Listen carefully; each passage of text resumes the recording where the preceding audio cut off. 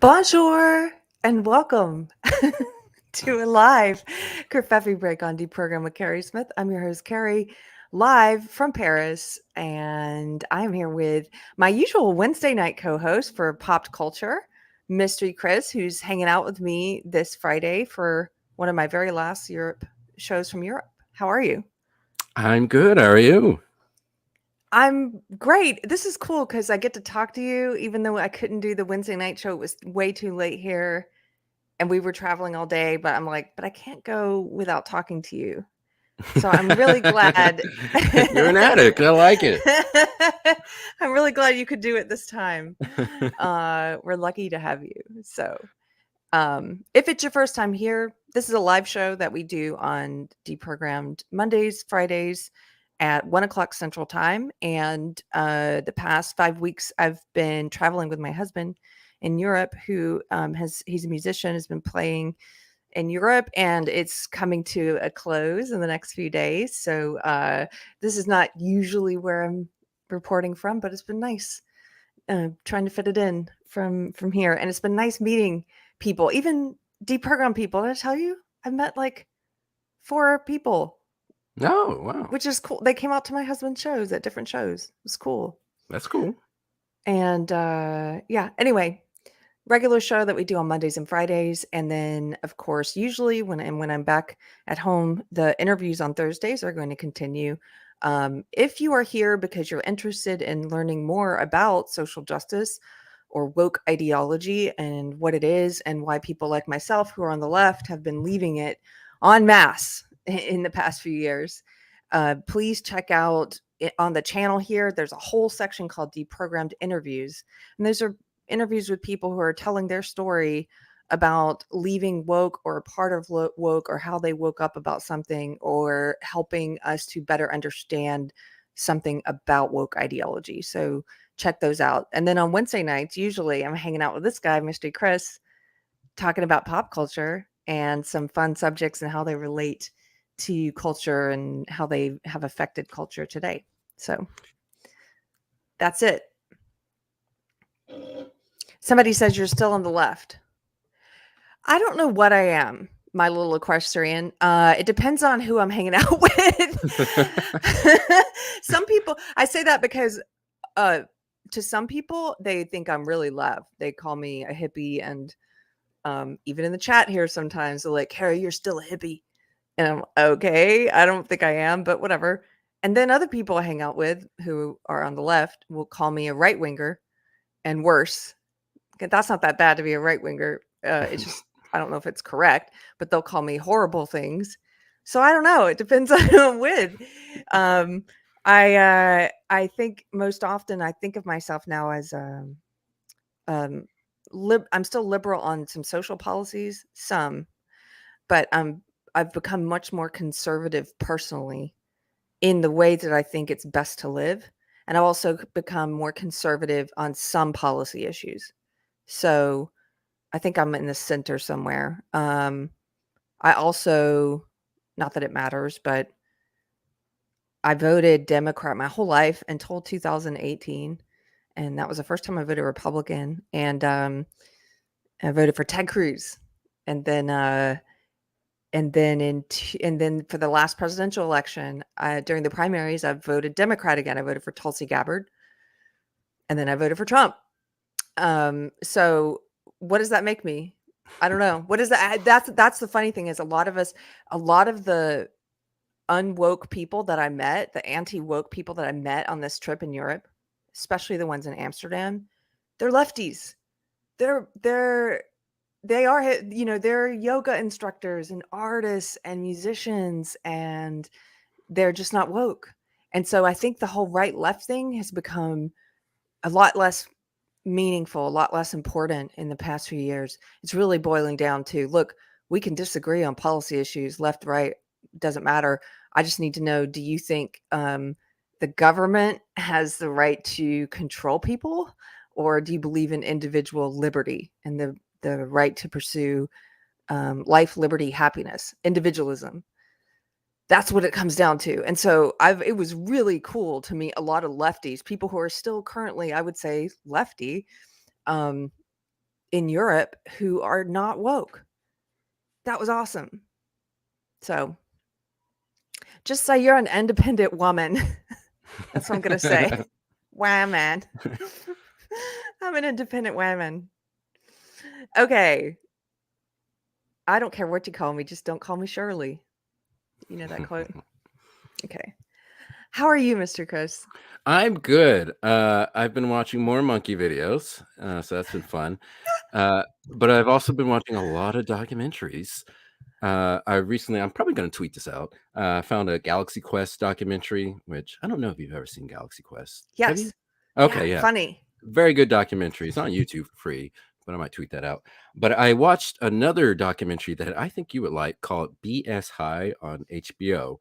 So this is based on a guy who created a fake high school called Bishop Sycamore, and he created a real football team as part of this supposed high school that he pitched as a development high school where players would come in and he'd help develop them, get them to college, big college programs, and then they go off to the NFL.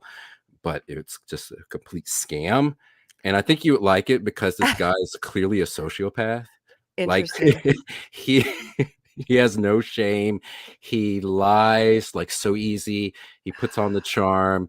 It's a really good documentary. So I think you'd like it a lot if you checked it out. Thank you for recommending that. I'm fascinated by sociopaths because it's like that never-ending thing of if I just keep I think I'm almost on the brink of understanding them, Yeah. but no. You know what I mean? And they don't. They're not like normal humans. They don't have No. shame. No.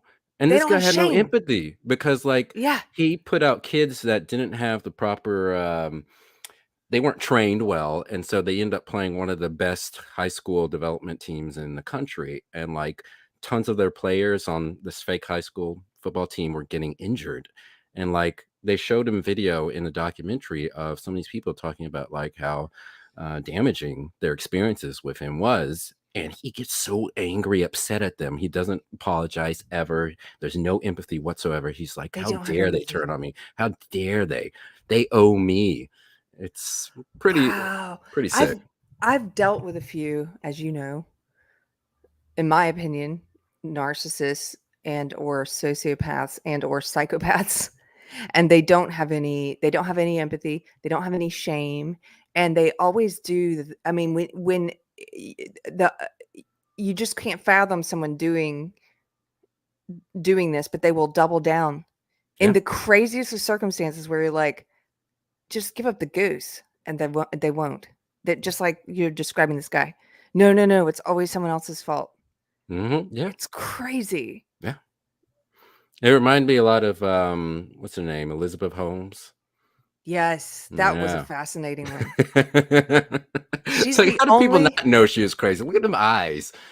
Like, if I was she a meeting with that woman, I'd be like, okay, something's up. This woman's off her the chain. crazy eyes, the way she dressed like Steve Jobs, she tried Deep to voice. embody him, the deeper voice, that she's the only person I can impersonate. What we're gonna do is take a drop of blood and sort of one drop Please of go as blood. her for Halloween, Karen. Please. I'll try. I haven't decided yet what we're doing. I wanted to figure out a costume that my husband and my dog we could have like a family costume. What does Tiger think? Did you ask him? Tiger looks like Splinter from the Teenage Mutant Ninja He Turtles, so does. that's what I was thinking we should do, but then that would require convincing my husband to dress as a turtle. That wouldn't be the first time you dress as a turtle. Come on, Anthony. I don't know if he I've would dressed do as a turtle that. plenty of times. If I have, you have too. Come on now. Come on now. Didn't you tell me once that when you were younger, you and your friends went as the did you tell me this? That you went as the Ghostbusters, but you had to be Mhm. but you didn't wanna Yeah, be that's Winston? why I hated being Winston because like when we played Ghostbusters, like I want to be Egon, and I say, "Hey guys, I'm Egon." They're like, "Okay, that's nice, Winston. Go get our proton packs." But like playing Ninja Turtles, they're all the same color, even though we know who the black one is. You know who the black Ninja Turtle is. Tell me who the black Ninja Turtle is. Donatello. No. Wait, hold on. Raphael? Yes. He's angry all the time. He's cursing. What? He's totally No. black. He's the Black Ninja Turtle, but some people So, don't know that. So is he yeah, the one you would Ninja go Turtle's as? better. No, I don't want to be him. I'm gonna be Leonardo. Leonardo was my favorite as well. Yeah, because he's the Yeah. leader. And then Raphael was the Black Ninja Yeah, it Turtle. was. It was totally was. You should do a poll since you don't tweet a lot. You guys, if you don't know, Mystery Chris is kind of a Luddite and he's starting to use Twitter a little more. He's MC Mystery Chris on Twitter. Maybe you should go on there and do a Twitter poll. It could be your first one and ask people who was the Black Ninja Turtle. Okay. As soon as I figure out how to do that. It might take me a couple weeks, but See yeah, if people I'm gonna know. do that. Hello to some familiar faces in the chat. It's nice to hang out with you. It's Dion, Adam, Rib, Robert. Hey, Robert, give it up for Robert. One of our mods is here. And I think I saw two sisters and some yarn. I just want to tell you, you guys, before we get into our topic today, I just had the best day here in Paris. So it turns out people started tagging me because I was posting pictures of being here in Paris at the end of this 5-week. This has been 5 weeks in Europe. I can't believe it. This 5-week long trip with my husband, and people started tagging in Gary from Neurotics, and they were like, "Hey, Gary's there too." So my husband and I were going to the Louvre today, and so we met up with Gary and his wife Melissa. We had coffee. We went to the Louvre together. It was so cool to be in the same city. Yeah, that's Like, what so are the weird too. chances? Yeah, in Paris of all places. Right? And also, we're all Texans now. Mhm. Yeah. And they had not yet met my husband. We had to come to Paris to do it. Ah. So that was kind of fun. It was like, oh, you're finally meeting. And we're doing it in the most beautiful city on earth, right? And so we went to the Louvre and it is massive. This has been my first time in Paris. And before we left Amsterdam, we went to the Van Gogh Museum in Amsterdam, my husband and I, which was great. It was very manageable. It was kind of I guess, as art museums go, it's a smaller one. And I felt like it was the perfect size to feel like you got to see everything. The Louvre is one of those museums where they tell you you need to give yourself 3 days, which I don't have that kind of time. So, so we spent a few hours there. We wanted to make sure we got to see the Mona Lisa. We saw a bunch of the Renaissance art and just the beautiful, it's like the palace we saw in Munich. What I love about these old buildings, they spend so much time and attention to detail. Like the ceilings are gorgeous and they're detailed. And somebody's up there carving things into the edges of the ceiling and then painting the ceiling with these beautiful Renaissance scenes. And you're just thinking, like, it's so far up there, but they still care about the detail of the carvings and everything. And it's so different from, you and I have done episodes on modern art and modern architecture and how crappy it is and not beautiful, right? Okay, this is beautiful. This is you look at it and it leaves you speechless. It's like breathtaking. Some of these old churches we've been in here, breathtaking, the detail. And that's what it felt like at the Louvre today. But how And does it represent white supremacy? what? Yeah. Well, the woke would say the social justice, first of all, they don't find joy in anything. They don't like joy. No. They don't like joy. They want everyone to be as miserable as they are. If you are in that belief system or you know someone who is, or you have a kid who is, and you're wondering why they're becoming more and more depressed and miserable and have like seemingly a negative outlook on life and the world and other people, that's because of the belief system. It is a negative outlook on life and they don't like joy and they view the past, like all of it. See, it's a system of belief. It's a way of viewing the world, like a religion. And they view it as like all of history, all of it is an oppressive system that benefits white people and men and straight people.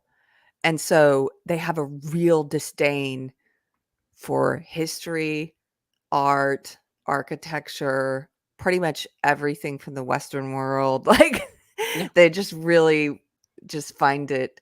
I don't know if they naturally find it this way, but the ideology finds it to be oppressive. You know, we've got to No. get highlight less white men in the past, right? Yeah, because it's more of a psychological state than it is an ideology. Because they're all united by their hatred of what they see as stronger and better and more beautiful. That's why they hate the beautiful things, because Yeah. they are ugly inside and probably outside too, and they just hate things that are better than them or what they feel is better than them. They do. They hate that you're right. They also hate things that are like the artists, a lot of the people that you find who are woke at art school and stuff, the ones who do modern and postmodern art that's like real crap. I think that they have a lot of resentment towards people who are actually talented and the masters Yeah. who had actual talent, you know. They're sort of like we should all be able to be famous artists without being being talented is an oppressive hierarchy of meritocracy, right? But the one interesting thing about the Impressionists, uh, we, you know, when we went to see the Van Gogh Museum in Amsterdam, and Van Gogh is someone who some of his stuff you could look at it and be like, man, I don't know if he's that talented, especially his early stuff, kind of caricature looking stuff, like his famous potato eaters painting, which was one of his first ones. And the people kind of look like gargoyles. It's sort of like those caricature artists that sit outside of the Louvre and are like, "I'll draw you and your husband." I'm like, "Ew, gross. No thanks. I don't want that creepy. I don't like caricature art." Where they make your You're nose all creeped out by big character. and your teeth all big and you're on a bicycle and they make your head huge. No.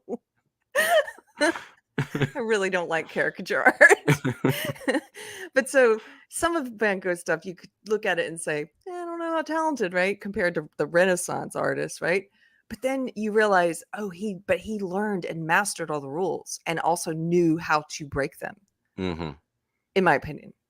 Yeah, a lot of those artists like started off doing more traditional art, and then they started experimenting, and so a lot of them had uh, good or at least decent grasp on the fundamentals, and then started to, as you just said, break the rules.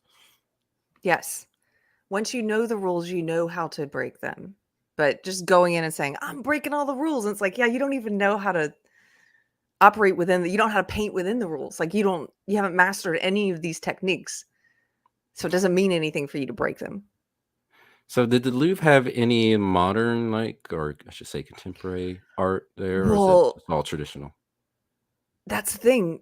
We barely scratched the surface. I should show you the map. It folds out. It's like 10 pieces. We only Mhm. got to one part of one section of the map. And that took us forever. And even it was like a maze and there were no docents. We couldn't find any. Like in Germany, there were docents everywhere in the museums and stuff. Here, it's like, excuse me. We were so lost. Gary's wife Melissa was great. She finally was like, okay, this way, this way. I swear it must have been spent an hour figuring out how to get to the Mona Lisa and walking through everything else. So all we saw really was some of the objects of art throughout history, like King Charles V's scepter, things like that, and then like some of the Renaissance art, and then I saw a couple of Da Vinci's that were beautiful. I saw a couple of Monets. Um, and yeah, I saw some very beautiful things today. I didn't see any modern art. Because I'm just wondering, since it's in France, and we know that France is under attack by many people in its own country, trying to destroy France's history. I'm wondering if the Louvre, like other art museums, is facing pressure to expand the Western canon, because Oh, I'm sure they are. including all these arts and artists from other Yes. countries that had nothing to do with the Oh, evolution of European art. I'm sure they're getting pressured to include that guy that did the Martin Luther King statue of the arms. Yeah. It's terrible, right? And they're like, but politically, you should put him in here. No, I I do want to highlight this. Thank you, John. John has been a member for 4 months here at YouTube. Thank you for supporting the channel. I should have said, and I'll say it now, thanks to you, John. If you do want to help support the channel, so that eventually Mystery Chris we can do this full time, and you can join me for other shows. That's one of my goals, anyway. or if you just want to say, I like it and I'm going to support it because you talk about things I'm interested in, you can do so here at YouTube by becoming a member, or you can do so at Subscribestar, Patreon, or Locals. So thank you, John. John says there is no left or right anymore. It's us versus the government. That is exactly how I see it. And that's how these awake, as opposed to woke, but these awake people, lefties in Amsterdam, saw it. They were very critical of the government. And that's one of the, I think, toughest things a lot of people, one of the toughest things they're dealing with, because I talk to a lot of friends and family who are like diehard Democrats. And I think they can't wrap their minds around the idea that government would be turning against the people, because they, for most, if not all their lives, supported, expansion of government power and the idea that the government power can help solve various social ills. But now we're seeing that government expanded way too much, and that it's causing more problems than solving these problems. And a lot of people, at least in my experience and what I've encountered, just can't fathom. They just can't come to accept the fact that the government is causing so many of these problems and becoming more authoritarian. They can't, because they've just traditionally seen, oh, it's just Republicans and they want to deregulate everything and it's the free market. And it's like, well, no, it's not. These corporations are backing these far left groups because they both support centralization of power. And it's good for the corporations because the corporations have already bought off the politicians and government officials, and they're just using that to enrich themselves. They're transferring money from us, middle class, to the upper class, and the government's trying to get more authoritarian power to prevent anybody from getting to the level that they are. They're trying to pull up that ladder. And so it's just... They're shoring up more and more power for the elite. And the thing is, you just mentioned something very important, I think, Chris, which is that you said your family only, something to the effect of, they're only skeptical of the government when it's a particular party who's in power at the time, right? That's the biggest trick they've ever pulled, is making us think it matters which party is in the office of the presidency or has more seats in the House. It's all the same. Like, the government lies to us, spies on us, restricts our rights, uses every crisis, whether it's 9/11 or the housing crisis or COVID, they use it. They don't let, who was the politician, Rahm Emanuel, who said never let a tragedy go to waste? They use it. And they're cynical about it. It was Rahm Emanuel's a Democrat. He's the one who said never let a tragedy go to waste. But then you look, Karl Rove is a Republican.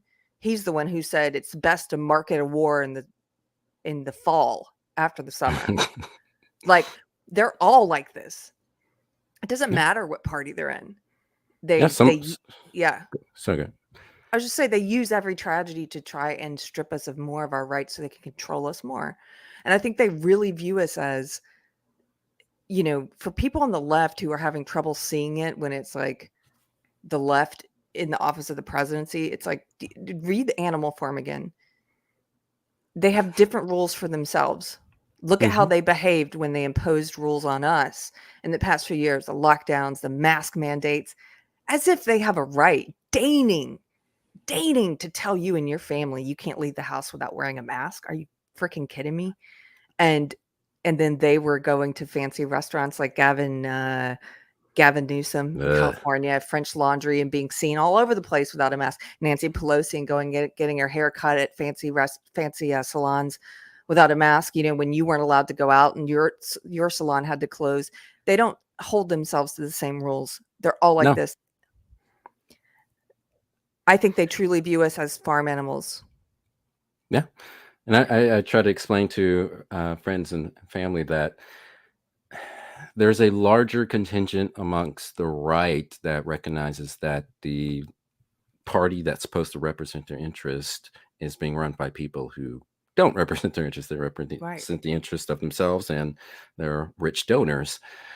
And there's not as much on the left. Like the fact that there's terms like rhino on the right, but there's not an equivalent term for the left, like dino, which would make a lot of sense in multiple ways. I mean, you look at Biden and Pelosi and Feinstein and all these old people that are clinging to power, like they somehow think that's going to save them from death or something. I don't know, but it's just sad to me that a lot of people I know just can't. They won't let go of this old idea of the paradigm, and they won't accept that things are vastly different from what they once thought it was. Have you seen that? I just saw a meme of a line graph, and it was basically, a line graph where, and it's bisecting the X and Y axis, and it's sort of the more I learn about the government, the less I trust the government, or the more I learn about history, the less I trust the government. And it's Yeah. just this straight diagonal line, which is true. The more you learn about history, this is part of the reason why I think it's kind of ingenious. We were talking about just a few minutes ago about woke ideology and how it's a belief system. It tells people that all of history, that all of human existence has been a system of oppression that benefits white people and men and straight people, right? And and they want to dismantle and take apart history, art, like anything from tradition. They want to destroy all of it. And what a great thing for them to do, to attack history. Like, for not, I don't actually think it's great from their point of view. If they can rewrite history or destroy it or make sure people don't study it because they think, oh, it's just about a bunch of old white men. Like, the less you know about history, the less aware you are about what's happening today. Hmm. You don't know crap. You don't know anything. And I was like that. I was in that woke world. I went to a great school, supposedly. I went to Duke University. It was a great school. And I knew so little about history. I was taking classes instead on, critical race theory and women's studies and queer studies and all the important stuff about marginalized people, right? I couldn't have told you any of the stuff. Like, these places we're visiting in Europe, I just reread, and I did read, um, thank God for the education I had before college, because this woke stuff wasn't in it. And I did read in high school or middle school Anne Frank's diary, for example. I don't think that's required reading anymore. I think it should be. But I just reread that because we were in Amsterdam, which is where she was living when her family went into hiding and they were eventually captured. Um, and just reading that and sort of realizing the way that I was talking about this with Gary today from Neurotic, the way that things fall apart. I've heard this before, but it was definitely illustrated in her diary, which is that it happens very, very, very slowly, and then it happens all at once. And so I kind of talked about this on my last episode, I think. So forgive me if I'm repeating myself, but it just struck me that when she got the diary, they weren't in hiding yet. Her birthday had just happened. It was like the month of June, like 1940 or something, or 42. And everything was sort of normal. She was going to school. She was talking about her birthday party. She was talking about her friends. She was all the stuff that a normal 13-year-old talks about. And it's not for a few entries in where then she mentioned something about how, oh yeah, and there's these regulations they passed a while back where Jews can't ride bicycles, and we can't ride public transportation. And, she sort of lays all this stuff out about what they can't do. And, and we had to go to a Jewish school. We had to leave our old school. And you're like, wow, she just kind of says it like just sort of casually, right? And sort of like though everything's falling apart slowly because you get used to those regulations. You get used to them. Oh, well, I guess we can't ride bicycle, and then all of a sudden, boom, they go into hiding in July. And then by the end of that year, she's writing about stuff about like food rations, and you got to have books that you're buying from the black market to get potatoes, and bread, it costs $300 or whatever. It's just like all of a sudden craziness, right? I don't know if I'm making any sense, but No, that makes sense. And you mentioned something like, I'm always shocked the amount of people who will tell me that they're not interested in history. I'm like, history, if you learn about it, it'll inform you about our modern culture. You learn about how we got here. When you learn about that in our modern culture, you learn a lot about yourself, because we're all products of our culture. We've all been influenced by the culture in some way, better or for worse. Why wouldn't you want to understand that? Like, that mhm. doesn't make any sense to me. Like, I just don't understand how people aren't interested. in history. I've always loved history. And it's depressing. I will admit that. I always describe history as one group like screwing over another group of people, but there's a lot of good stuff too as well. And I think we need to always remember that. I'm going with the Star Trek. You Yeah. gotta think about the positive aspects and the leaps in human progress that were made Yeah. throughout history as well as talking about the darker aspects of it.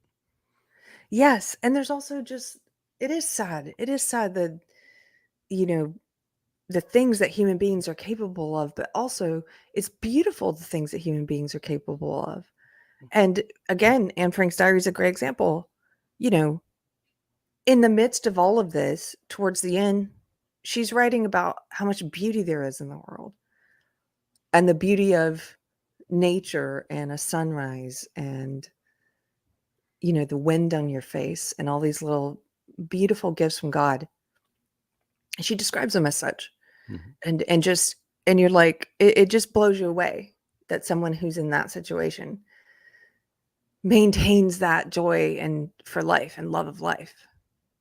And yeah. And plus, you know, the people who were risking their lives, hiding her and her family. She writes a lot about the Christians who also, I guess at one point, Hitler or somebody, Anthony was telling me more about this, was targeting some Catholics there as well. So there were also Christians who were going into hiding, some Christians, and she was writing about that. And just about the Dutch people who, like a lot of Dutch people, were hiding or helping with hiding people or helping with the black market. And, you know, a lot of times some of them would face the same fate as the people they were hiding if they get caught. In her case, the people who were hiding them got arrested and sent to labor camps, but not extermination camps. But some of them were getting sent to the same camps if they get caught doing this. So that's amazing that people would be willing to put their life on the line like that for other people. That's just like, yes, humans are capable of great evil and great good, you know? And speaking of Paris, what have you seen in Paris? Because I've heard a lot of reports about, the state of Paris, and I've seen pictures of, just a bunch of migrants or homeless people and trash everywhere. Like, what was your experience going through Paris like?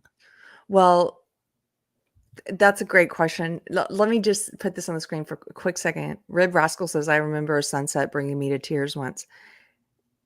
That has happened to me on this trip like twice so far. Actually, almost a third time today, where something so beautiful, like, just moves me emotionally. My husband kind of laughs at me, not in a mean way, but he's like, "What? Like, are you crying?" And I'm like, "Yes." Now he mimics me going, "It's so beautiful." But it's some things are, and that's new. That's like, I don't know. That's, we have a moment like that. Don't be embarrassed by it. Let it take you. Let the emotion take you if you have a moment like that, because that's so rare to have. I feel it's like God whispering on you for a second or something.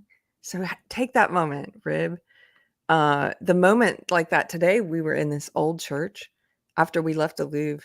It's just me and Anthony, and all of a sudden it was beautiful, and all of a sudden we hear this woman start singing opera, and the church is basically empty. There's just us and a couple other people there, and we're walking around taking pictures, and this beautiful soprano voice just starts singing, and there's some tourist there who just happens to be an opera singer and just felt moved to sing, and I took video because it was crazy, and it was like moving me to tears almost. It was so beautiful.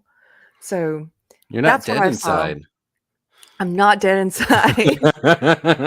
Not yet. I'm not dead inside yet. Not yet. Not yet. But what have we seen? Okay, so I'll give you this. You know, they say Paris is the most beautiful city. Okay, so I do. Anthony and I were talking about what's the most beautiful city. I do have to agree. There are so many beautiful things here that I might call it that, because you're walking across a bridge and the bridge is a work of art. Okay, there's like huge sculptures and scrolling gold coming down and big, you know, like sculptures of a guy with a trident killing a fish, and it's all like larger than life. It's huge, and people just walk down this bridge to go to work. They don't even look at it. You know what I mean? Like they're so used to it. You're like, like, meh. what? Yeah, and tourists, we're like taking pictures of all of it. Like, look at this bridge, it's crazy. And there's a lot like that. You go into these churches, like just everywhere art, and then just all this old, just old, beautiful, beautiful stuff. And so in that regard, yes, I think it's pretty beautiful. And you have all these like outdoor cafes right in the heart of the city, and they have all their chairs facing outward. So you sit there at it, you're like side by side with your dining companion with the table sort of in front of you guys, and there's more people side by side to you and to them, and it's like these rows of tables facing out. Everyone's just having their coffee or they're smoking their cigarettes, and they're just watching people and talking and having coffee and pastries and stuff all the time. And there's something very beautiful and romantic about that, right? Like, and there's people out, on the, like the gardens of the Louvre. We saw people out on blankets, with their kids and stuff, having picnics, and it's just like, what? With like the Louvre behind you, this beautiful museum. So yes, that is all very beautiful. However, out a little bit outside of the city, like we are staying in what I call a ghetto. The ghetto. In the ghetto. And it takes us about 45 minutes to an hour on the subway to get into Paris. And wait, what is happening in the chat? I haven't been looking at the chat, but I just saw Anthony say, I'm not sure if Keri wants me to say. I don't know what you guys are talking about. Say what? Oh, he said, he was just saying we're in the ghetto. Okay. Well, we are in I think we could say we're in Saint Denis. However, and it's not all the same. It's pretty large. It's a suburb outside of Paris. And we were looking up the history. It's this really old city and has this incredible history. But this particular part that we're in right now is, imagine it's for Americans. If you want to imagine, it's like New Orleans, like a really rundown part of New Orleans. Like the buildings outside, you can tell used to be beautiful, but they're all crumbling and falling apart. And it's sort of inside, like the apartment's gorgeous, and she's really fixed this place up. This is an Airbnb that we're in, but definitely there's a lot of problems with the city not being, there's not money coming into it, and so everything's like run down. And there's also like a ton of immigrants, and a lot of people squished in on the buses and stuff. And as I mentioned to you when we first got in and we came up out of the train station, we did see some gentlemen drinking beers in the middle of the day. And So we're so, drinking wine. right. Oh. Gentlemen, says Anthony. Hey, Amy, two sisters and some yarn is here. Give it up for one of our mods. She says, I love that Keri thinks that any part of New Orleans is run down. Well, it's kind of like that. And then, okay. And then in addition to these very old, what used to be beautiful buildings that are run down, there's also a lot of really ugly modern architecture, like the projects that I was asking Anthony. I was like, look at that building. When do you think that was built? And we were kind of like, maybe the 50s or the 60s, right? And now it just looks like absolute garbage. There's a bunch of these ugly modern architecture buildings. And I think no matter where they build these, like when we were in Amsterdam, they're building these and they're charging a lot of money for them. They're in a part of Amsterdam where they're charging money. It's very expensive to be there, but they look like ugly modern architecture. And I'm like, what's going to happen in 20 or 30 years? This is going to be the ghetto, because what happens? People move away because they don't want to live in buildings that are that ugly, no matter how much you're charging for it. That's what I think. And then it becomes run down. And so you do see a lot of that. Do you feel safe? I do. The first night, not so much, because we're walking out with all of our luggage to get here and we don't know where we're going. But since then, it's been fine. Yeah. Mm. I've lived in many ghettos. Visited, I should say. Not lived, visited. And, uh, because it's just a place, like, and I don't know, I guess because I've been in lots of places in my life and lots of different types of, economic levels of people around me, it just doesn't faze me as much. You can't be a moron, like, walking around like, "I'm gonna help me, I'm American." Look at all the money I have. Yeah. Which, funny enough, that's how I like to behave in some of the classier places, just because I think it's funny. When we were trying to see the Mona Lisa today, and there's, like, this throng of people, and there's Asians, like, pushing you and stuff behind trying to get up there, and everybody's just, trying to get to the front to get to the Mona Lisa, and people are, like, crushing each other almost.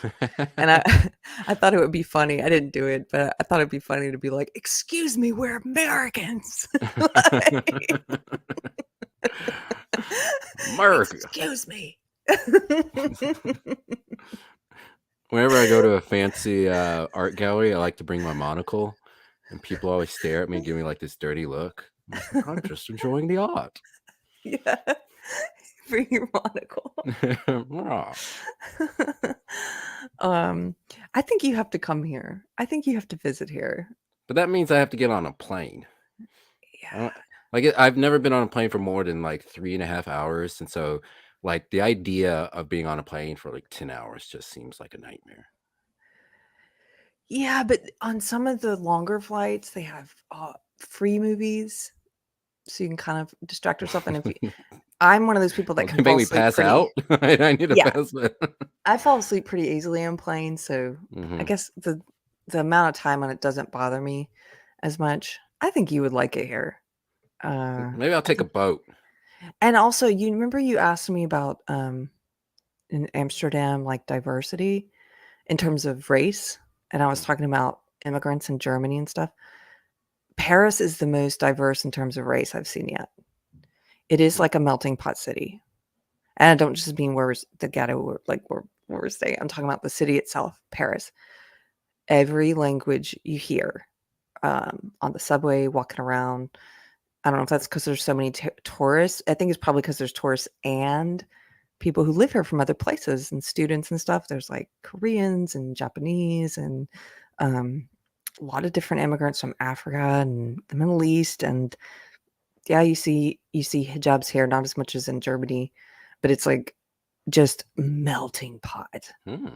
of all different ethnicities, languages, um, a little like New York in that respect, I think, Hmm. and a much higher population of Black people than I realized in Paris. Like Really? French Black people.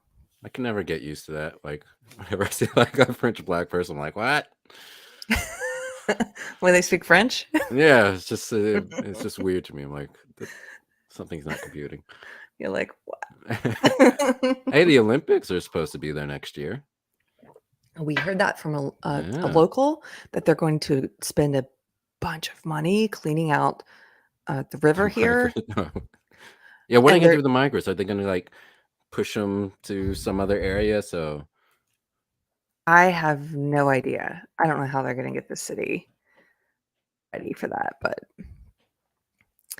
uh, yeah, that's supposedly happening here. I think the World Cup rugby something is happening right now. We saw some stuff when we were walking around today, so, oh, yeah, see, John's got the answer.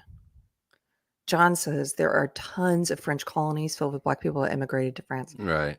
Yes, and, like, a very from what I can tell, just anecdotally, a high percentage of not first generation immigrants, but, like, Black Frenchmen, French people. Uh, okay. Did I miss anything? I started a few things in chat. Let's see, and then we can move on. Oh, Mark, I agree with this. Mark says, Truth, beauty, and goodness expands the soul and draws us into the divine. Yes. It makes me think of the Roger Scranton documentary, which, do you know which one I'm talking about? Yes. Do you remember the name of it? I don't remember the name. I've only seen clips of it, but yeah. Why Beauty Matters. Roger Scruton. If you guys haven't seen it, you should go watch this documentary. They tried to ban it. I think they took it down from YouTube. It's up on Vimeo. It's an What? excellent documentary about beauty. Yes. And the importance of beauty in art, in architecture. And then Davina, hello Davina, she says totalitarian regimes always fear history. That's true. Because if you know what's happening, it's less likely you'll go along with it. And then my husband, Anthony Garcia Music, is here. He says Van Gogh also only decided to be an artist during the last 10 years of his life. Picasso was certainly someone who was a technician who went for something crazy. It's interesting. Oh, Van Gogh is like, one last thing I was going to say about this. Van Gogh is interesting because he's one of the ones who never achieved any recognition when he was alive, right? And he's the one who famously had cut off his ear. He had some mental problems and he spent some time in a mental health facility. He, towards the end of his life, was doing it like averaging like a painting a day. He was painting a lot. And when he was in the sanatorium, he was painting a lot.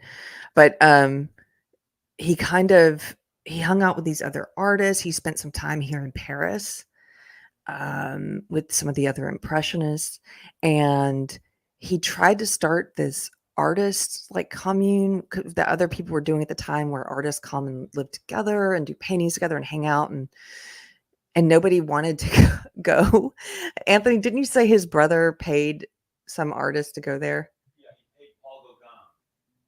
Gauguin. He paid Gauguin to go, and he only lasted 2 months there before he and Van Gogh started fighting, and then Van Gogh chased him down the road with like a razor. and he was so he had mental problems and would cause these scenes, these disturbances later in his life, where the neighbors apparently would come together and try to vote him out of their town.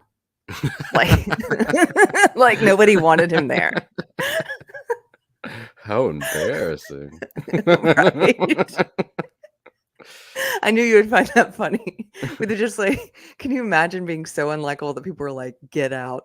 Also, his brother who loved him very much, and there's thousands of letters between them that you can get books of, and his brother's wife is basically responsible for making Van Gogh famous after his death. He killed himself, so he ended up killing himself. And his brother died shortly after. But even his brother, who was he was probably the closest to in his whole life, if you read through the collection of letters, there's even like letters where the brother Van Gogh is writing to their sister, and he's basically like, I can't wait for him to leave. He's so annoying. He's so dirty and messy, and like nobody wants to visit me anymore because it ends up in a fight because he's just such a slovenly piece of crap, you know? And it's like, oh, no. so so it was like, he kind of wasn't popular.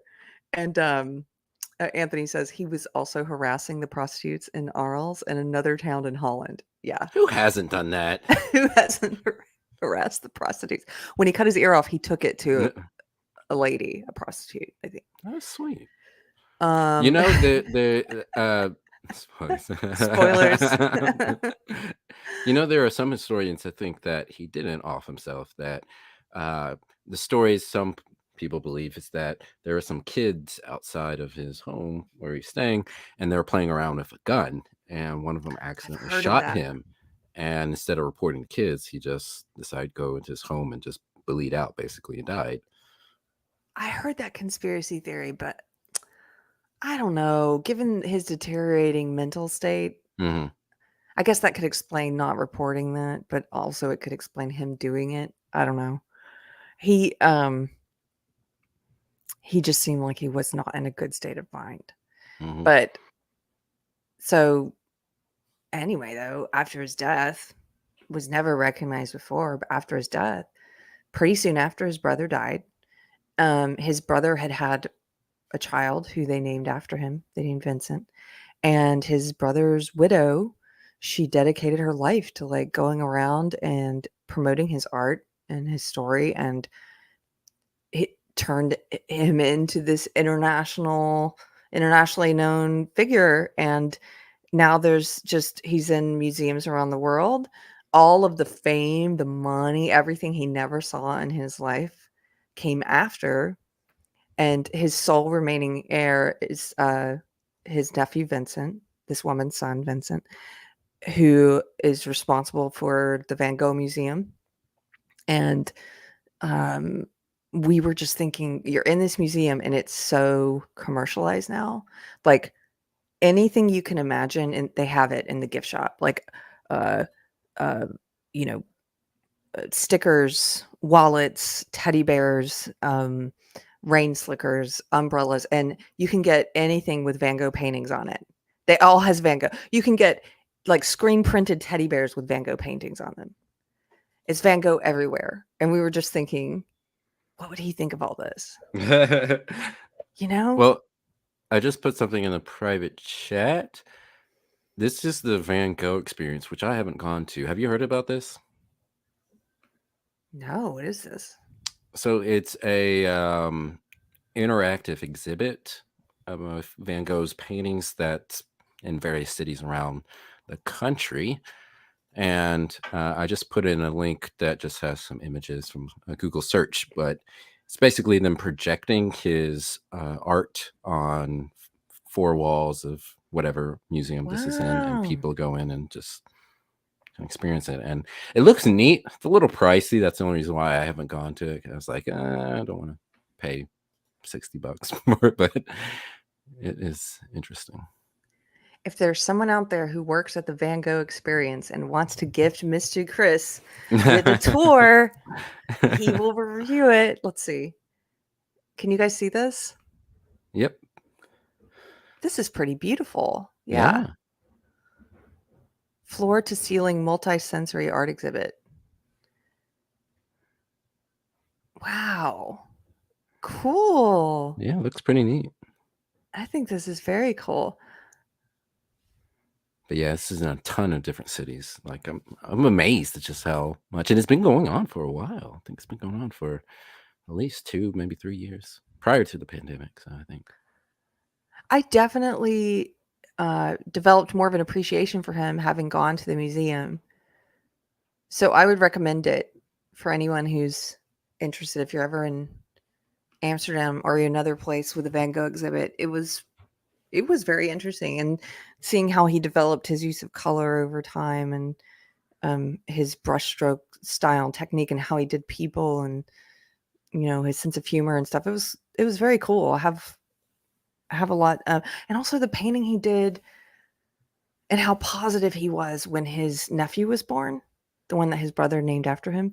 He did the painting called the Almond Blossoms, which is one of the most, I would say, positive of any of his paintings. It's just beautiful. And he gave it to his brother and sister-in-law with like this really beautiful message attached. And so, yeah, it was cool. Okay. What are we going to talk about? We've spent a while already talking about Paris and hanging out at the Louvre and art and how societies fall apart. What was it that you wanted to talk about today? I want to talk about some theft. So let's see, which one should pull up. Pull up this first one. So this was something I pulled up last week when we didn't get a chance to talk about it. But a store in, I think outside of LA, there was a Target store. They reported a fire, like one of the kids sections caught on fire somehow. And at the time, they didn't know what happened. And I had a suspicion, based on some previous reports from years past, that somebody has set this fire in order to distract from a theft, which turned out to be true. And so Where was this? California? Yes, California. And I'm thinking that this is starting a trend because I pulled up another report from a few months ago that also talked about another fire at a Target and a fire at Walmart. That thieves around the country are starting to set fires in order to distract from their thievery. Okay, this is a NBC Los Angeles article. The headline is Woman Arrested in Connection with Fire at Buena Park Target. Should we play this video? Yeah, you can play that. Okay. 40-year-old woman is now in custody in connection with this fire inside a Target in Buena Park. Police say Cynthia Torres intentionally set this fire last week while she was trying to steal baby formula. This fire did about $1.5 million in damage, most of it smoke and water damage. Torres is being held on $250,000 bail. She is scheduled to make her first court appearance tomorrow. Wow. Yep. Okay. And why did that one catch your attention? Because I was wondering what's going on with Target, because nobody's talking about Target anymore. Because you remember the boycott and everything, and hadn't really heard people discuss it. So I was like, what's going on with Target? And I looked that up, and I saw a bunch of articles about a fire at Target. And I was thinking, okay, so either God decided to set Target on fire or somebody set this fire intentionally. And so I was thinking, like, are they going to try to blame the people boycotting Target for this? Because it was the kids section. And I was thinking that they're going to say that, oh, this is what the boycott gets. The right wings boycotting Target, and they're creating fires. So, but it turned out this woman just wanted some baby formula, which, like, really, like, if you're going to set a fire, like, wouldn't you take like something more expensive than baby formula, like get it like some iPads or something? I don't know. I mean, no, maybe that's the most expensive thing she has to buy constantly is baby formula. I guess so. But go ahead. But so this started you thinking about theft. Yes, and previously I mentioned that Illinois passed a bill, I believe 2021, I think it was, that had a provision in it that would eliminate bail for nonviolent offenses. Now, the provision didn't go into effect yet, but now, next week, it starts. It goes into effect? Next week, yep. And so... Why? Go ahead, I'm sorry. Why are people doing it? Well, it's this idea. It's all, I mean, you know the reason. They claim that the justice system is racist and disproportionately affects Black people and poor people. And so many states, many DAs, which I have an article about the Soros-backed DAs, that are choosing not to equally apply the law because of, racism or something. You got to have justice equity. And I think this is something that everyone in Illinois needs to be concerned about. And I'm curious if any of our listeners are in Illinois and if they're strapped up, because this is going to get ugly. Yes, this is basically saying we're going to continue to get rid of any disincentive to doing crime. Yes. Right? Yeah. Okay, so here's the article you sent me. This is from NBCChicago.com. And September 12th, so just a few days ago, Illinois becomes first state to eliminate cash bail as a condition of pretrial release. A law abolishing cash bail will take effect in Illinois on September 18th. So that's in a few days. Let's hear how they pitch this. It took 4.5 months for Shannon Ross's life to unravel. Ross, who describes himself as Indigenous and a person of color. Okay, I can see where this is going. Indigenous and a person of color. Can you be Indigenous white? Right. Okay, so they find one outlier, right? Is this what's about to happen? They find one outlier that everybody can go, gosh, that sucks, and then say we have to get rid of bail. Yes. Okay. Okay, so here they go. Ross, who describes himself as Indigenous and a person of color, was arrested in Chicago in October 2019 on weapons charges and ultimately found not guilty. But that came only after he spent months in jail awaiting trial, lost his home, car, job, and countless moments with his children. Ross could not afford the $75,000 bond set during a hearing that he recalls lasted only a few minutes. Quote, I had to lose everything to prove that I wasn't guilty, he told the Associated Press. It messes with you mentally, psychologically. It messes up relationships. It messes up the time you put in to build your life. But Illinois is about to overhaul the system that upended Ross's life. The Illinois Pretrial Fairness Act, which abolishes cash bail as a condition of pretrial release, will take effect September 18th, making Illinois the first state to end cash bail and a testing ground for whether and how it works on a large scale. Wow. How do you think this is going to work? I don't know. Oh, so they find this one sad case Mhm. and they use it to sell it to people, like, because everyone who couldn't make bail was innocent, right? Mhm.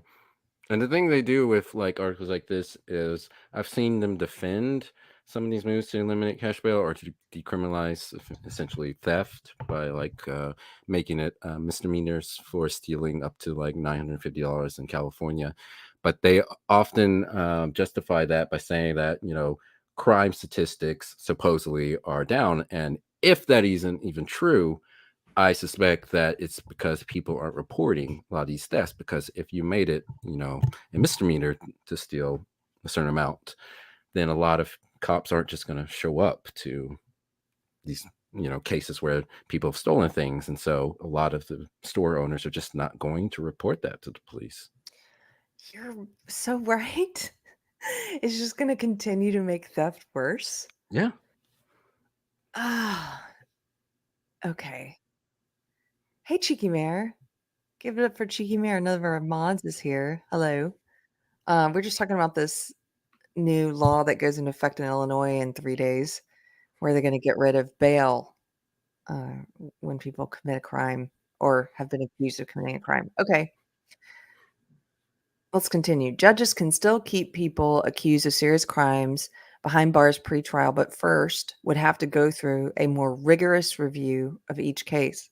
Critics say that cash bail policies are especially unfair to Black people and other people of color. That's what you said, right? Yes.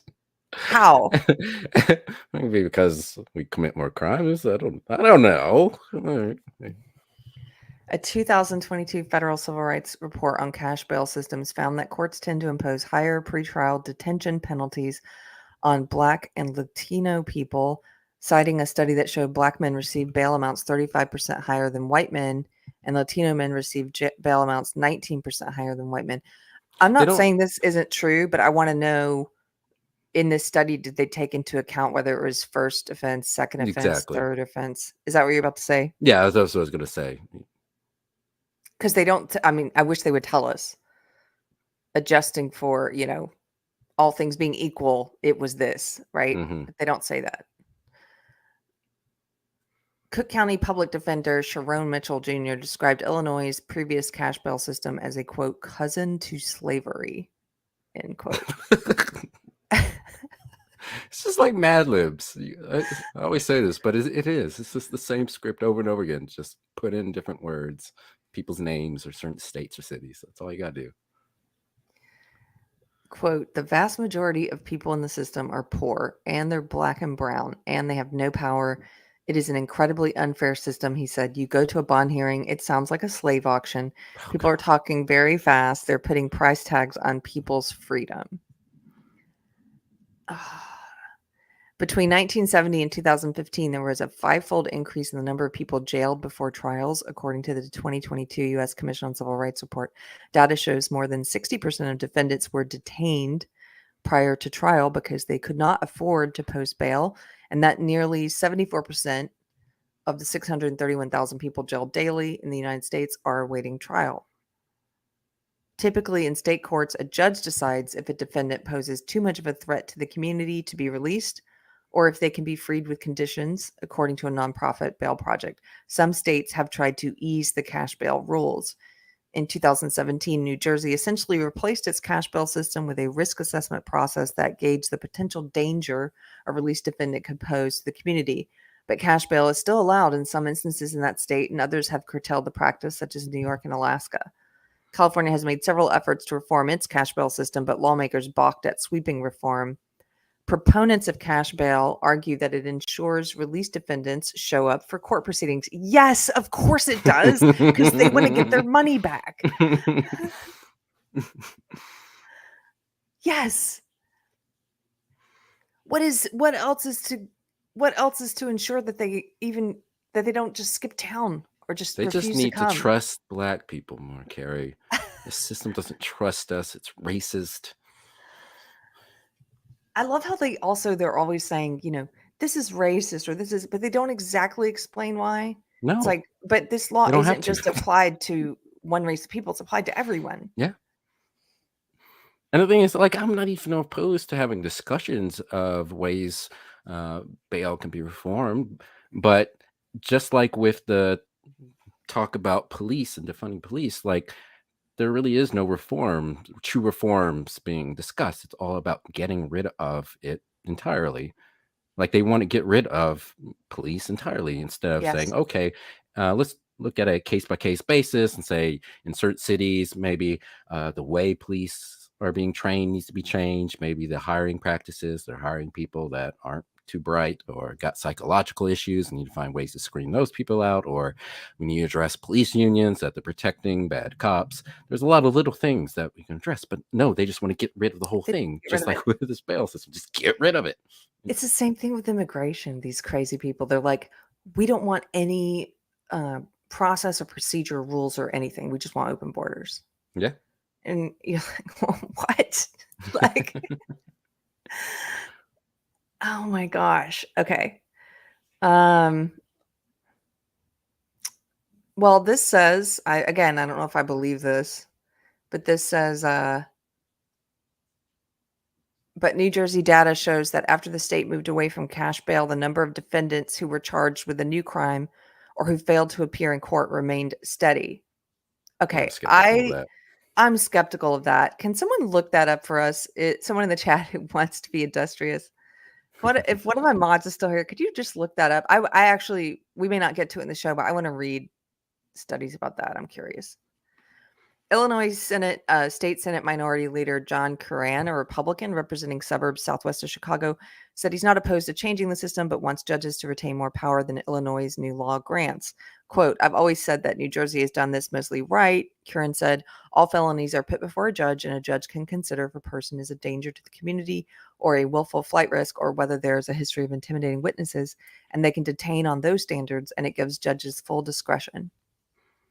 The loudest opposition to the change in Illinois has come from law enforcement. Of course, because they're the ones that have to keep catching the same people over and over. Executive directive for the Illinois Sheriff's Association said that members' focus is now on trying to, quote, work through it the best we can. Quote, I think we'll be searching for a lot of people, he says, because defendants who don't post bond have no incentive to return to court.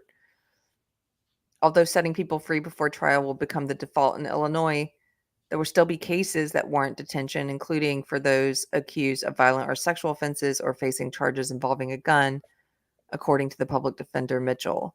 In such cases, the judge must weigh several factors in deciding whether to keep someone jailed, including evidence, previous convictions, and whether that person is a flight risk. So basically, what you're arguing is that because they're not including theft and rioting and that kind of stuff in this, that those kind of crimes are going to increase because it's basically like, well, it's just theft. You don't even have to post bond for that, right? Mm-hmm. I see. But let's see.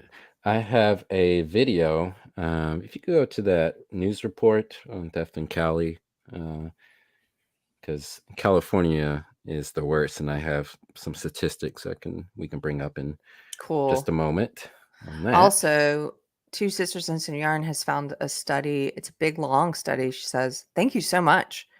I wonder if you can send that to me in a way where I can grab the link.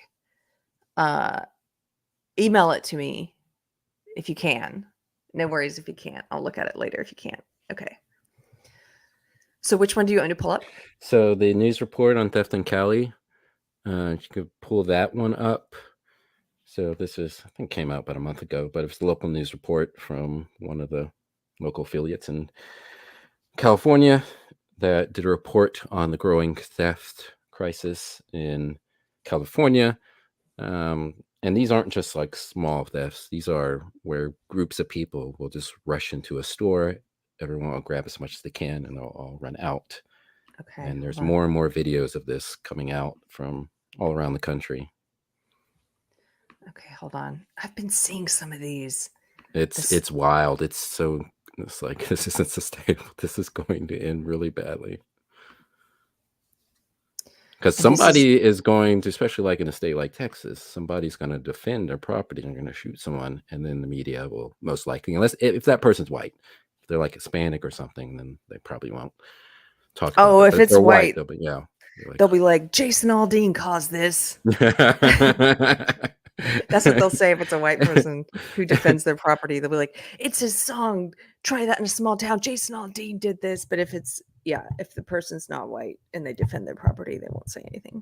They'll say, well, look, they're putting property above human lives. How dare they? It was like, well, the person who chose to steal stuff was doing that, putting their life at risk over stealing stuff from other people. Smash, grab, and run. Shocking video here showing a group of men rushing out of a Gucci store in Century City. Video posted to the Citizen app showing their arms filled with luxury bags and suitcases and then running off. One of a recent rash of retail heists across Southern California. Eyewitness News reporter Sophie Flay joining us live now in Century City with more of this shocking video and new details from police. Sophie. Mark, some terrifying moments for retail workers and customers. This week, thieves getting away with close to $1 million. Cell phone video from Citizen captured a group of men rushing out of this Gucci store at the Westfield Century City Mall with luxury bags and suitcases. According to Los Angeles police, 9 people got away with the stolen goods around 3 p.m. Monday. And over in Irvine, surveillance footage caught 3 suspects in a smash and grab at Jules by Allen. 2 women who were in the store shopping immediately dropped to the floor. I'm numb. I am absolutely numb, trying to figure out, okay, what's our next step? You can see the suspects using hammers to shatter the jewelry cases and get the goods in the middle of the day Monday. According to Irvine police, the robbers got away with an estimated $900,000 in jewelry. We know that we take a risk in this business. We know that. But customer walking in, they're not ready for this kind of atrocious violence that's committed. The thieves were wearing all black and had their faces covered.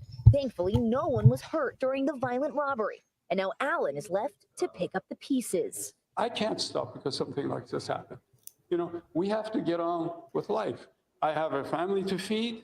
I have bills. This lease still, we have to pay for it, insurance, all kinds of stuff. This doesn't stop. And I'm not stopping. The National Retail Federation notes that 3 of the top 10 cities for retail crime are in California, with Los Angeles taking the top spot. Oh, how about that? It just kind of shows you the mentality that they either don't think they're going to get caught or they don't care if they get caught. And Mark, so far, no arrests have been made in connection to either incident. Live in Century City, Sophie Flay, ABC 7 Eyewitness News. Tough to watch, Sophie. That's crazy. I used to live walking distance to that mall. Really? Yeah. Well, there goes the neighborhood. Century City. Yeah. It's pretty, like they said at the end, they don't think they're gonna get caught or they don't care. Yeah. Because the consequences aren't as bad as they should be. Yeah. That's the thing is you have to disincentivize certain behavior. And our government seems to be doing the opposite. Like they want to incentivize bad behavior sometimes. I don't know. It's like such a backwards way of thinking. We were kind of joking, but not really. When we were in Amsterdam a week ago, we were asking, because everyone is on bicycles all the time. And so we're like, what's the punishment for stealing a bicycle? I bet it's really high. It should be, right? Because everyone relies on the bicycle. And they said, nah, actually, not very much happens. It's so common. Like, what? It should basically be like, you steal a bicycle, straight to jail. Like, you know. Like in Saudi Arabia or Iran or something, they just cut off your hand or something like. You steal a bicycle, you will never bike again. Yeah. Steal a bicycle, say bye to your hand. You steal one bicycle, we take your left foot. Awesome. But really, I mean, we're joking. We're being kind of dark humor, right? Like, you know, steal a bicycle, life in prison. but seriously, it should be kind of harsh because so that people don't do it because it's so necessary for the society to run. The bicycles there. Yeah. So the I things that, yeah, go ahead. Oh, sorry. I think it's twofold because I think one, there are a lot of far leftists and government um, interest that want to create as much chaos as possible, so people beg for more centralization of power, so the government puts down the boot. But I also think a lot of corporations want this, or I should say, real estate developers, because as property values drop because of the homelessness and the theft and violence, all that, they'll be able to swoop in and buy up property for cheap, and then they just have to hope the government restores Yes. order. Look, this is a conspiracy theory I'm willing to entertain, because a lot of so-called conspiracy theories have turned out to be true. And this is one where it's like, yes, of course. It makes sense. If you've got a city that is so expensive to live in, and you know, you're one of these billionaires who's buying up land like Bill Gates, or you're one of these corporations like BlackRock that's buying up land and businesses, and what better way to buy up all this really expensive property and the places that people want to live in or be, than to watch it all fall apart and to Mhm. devalue it, and to watch all the businesses leave and say, okay, we're selling. We're Yep. going to sell at a lower price to who? BlackRock, or who, It's like, basically RoboCop. It's coming RoboCop. RoboCop movies Yes. about RoboCop. It's OCP. yes. I need to rewatch that film. I'll watch it with you. We watched first. I have them on DVD. I thought about destroying part 3 because I hate that movie so much. But the first 2 are great. Okay, let's do our very first for deprogram members. We're going to do a viewing party of RoboCop. Is that Oh, cool? Can we do let's that? do it. Yeah. When I get back to America, that's how we're going to celebrate. We'll pick a night. You guys heard it here first. We're going to announce it. We're going to do a RoboCop viewing party. We'll let you guys know when. I would love to rewatch that movie, and I can't think of anyone better to watch it with than you. So that'll be fun. Yeah.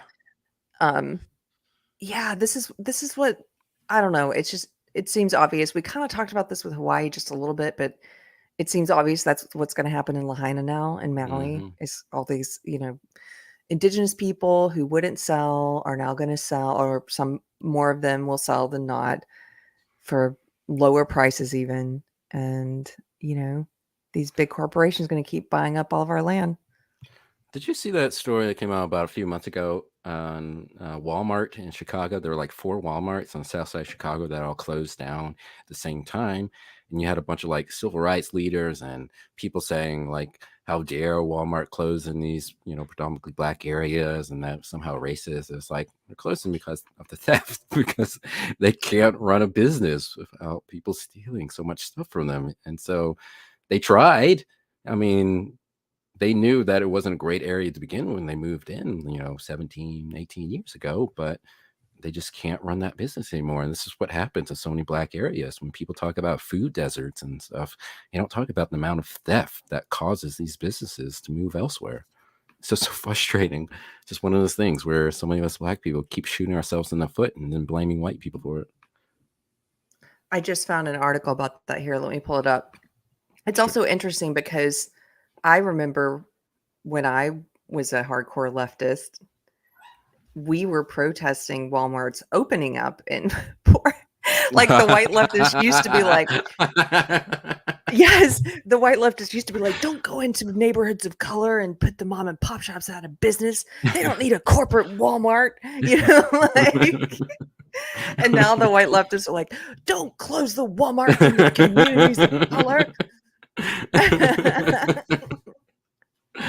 It's true. There's no way they can win. There's no way they can win. Basically, leftist white people are going to complain no matter what happens. Yes. Okay, here we go. Let's see. I'm not joking. I really did protest the opening of a Walmart in Los Angeles once. It's like, this town already has another Walmart. Okay. I think it was like Inglewood or something. I have to look that up. Okay. Walmart, this is Business Insider. Walmart is closing a batch of stores in 2023. Here's the full list. And this is from July, just a couple months ago. Walmart will close 22 stores in 14 states and DC. A neighborhood market in Richmond, Virginia is the latest location slated to wind down. Hundreds of workers will also be laid off at 5 e-commerce fulfillment centers across the U.S. Walmart is closing 22 retail locations across the U.S. this year, including 4 in Chicago, citing poor financial performance at each. In the latest move, Walmart confirmed Monday that it plans to close a store in Richmond, Virginia on July 28th. Quote, "We are grateful to the customers who've given us the privilege of serving them at our Brook Road neighborhood market location. We look forward to serving them at our other stores in the surrounding communities, including our Brook Road Supercenter just 2 miles away." See, that's the thing that we were protesting back then, the leftists, is they would open a Walmart like 2 miles from another Walmart. Do you know what I mean? Yeah. So I kind of don't care that they're shutting stores down. Can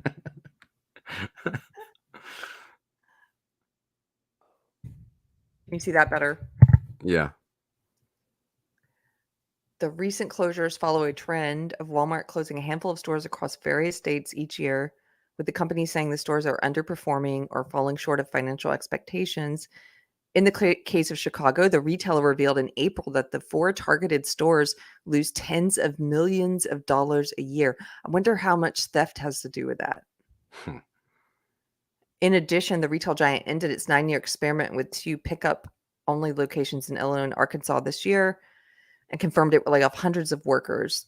Here are the latest store closings, and then they have this whole list of, Arkansas, Georgia, etc., Kansas. Wow.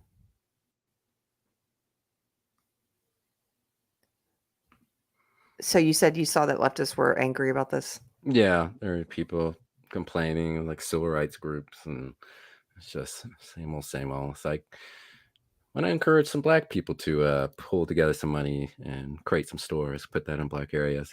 Oh, they're not going to do that? Oh, Yeah. Would you say that you're a cynical person, Mr. Chris? no. Or are you just a realist? I have grown a bit more cynical as I've gotten older. I think that a lot of people have, but I still have some optimism about humanity. I mean, it's my view on human nature. I think that's what's changed a bit, and viewing human nature as not as changeable as I once thought, because roughly speaking, that's kind of the difference between left and right. It's just the idea of whether human nature is malleable, and I tend to not think it is as much. But that's not saying that humankind can't do great things, because you certainly can. But I don't think it's our default. So I support boundaries, governmental boundaries being put in place to prevent people from abusing power, and moral boundaries being put in place to prevent people from going crazy. So I'm Yes. conservative in that aspect. I think I was talking about this with someone in Amsterdam, but my mind always goes back to the Ash conformity experiments the past year or so, because I first read about those during the COVID years, and they helped me understand it a lot. The experiments where they learned that like roughly 75% of people were followers and would just go along with the crowd. Yeah. And so as I hear you talking about this, I'm just reminded it's 75% of people that, this is why we need boundaries and laws and things, because I don't know, if the crowd goes in a direction that's bad for society or bad for humankind, they'll just go right along. Yeah. They'll just go right along. Yeah. But I think also, it's always, yeah. it's always been the way it is. And so I'm like, this whole idea that we've been sold of like individuality, where everyone could just go their own way and make up their own morals. And it's like, no, this is never going to work. Yeah.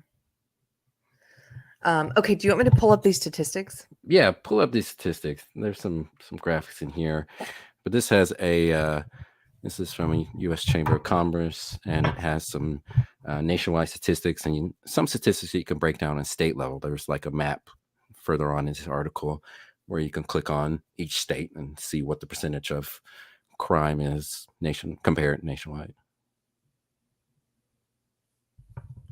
Okay, this is from the U.S. Chamber of Commerce, uschamber.com, and it's called Retail Crime Data Center. published in March of this year. Wow, it's big enough that they had to do a report on it. What is organized retail crime? Actually, listen to this opening paragraph. Across the country, communities and businesses, both large and small, are facing a surge in theft and Oh, violent crime. This surge is not due to one-time shoplifters, but to the rise in highly organized criminal groups, organized retail crime rings.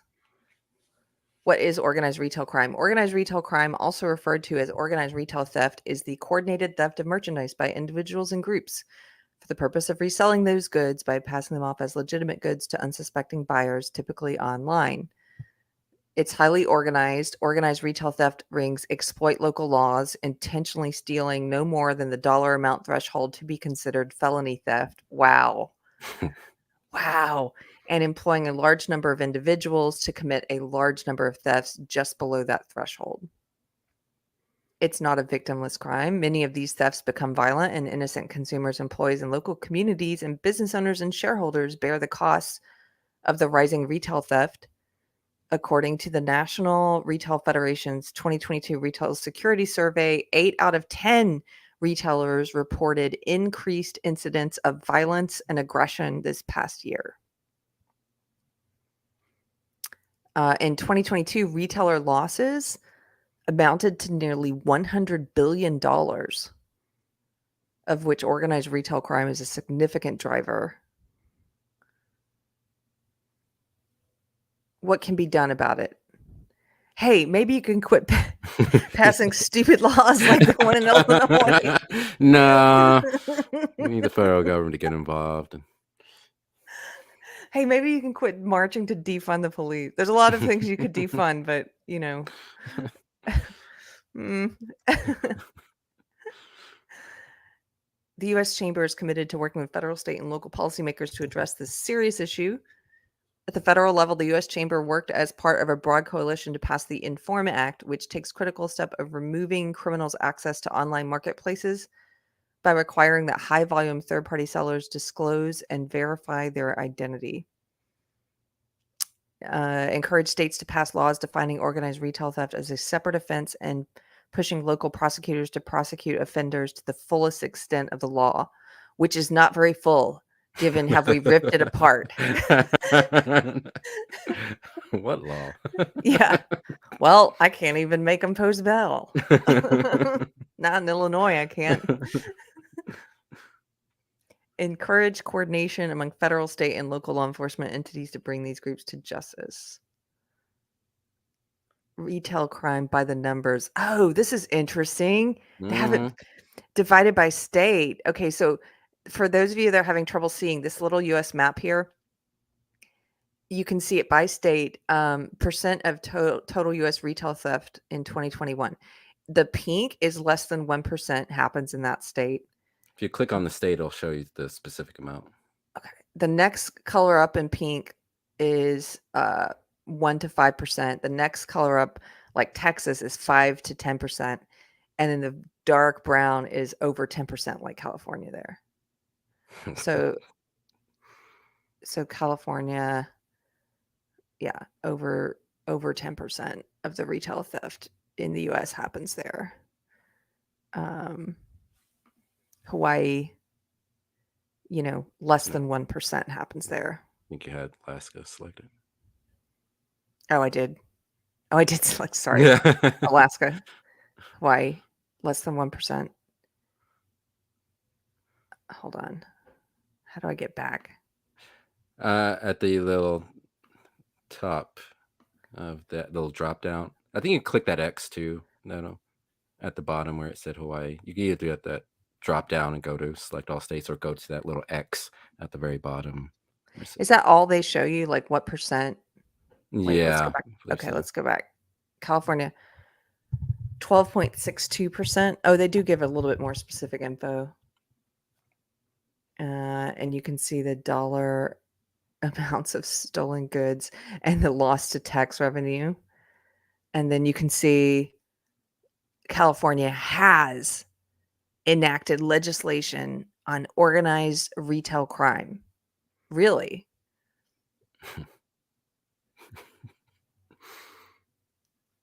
and then you can read the whole thing. Okay, this is interesting. Let me just drop this link into the chat. I don't know if you guys can click on a link.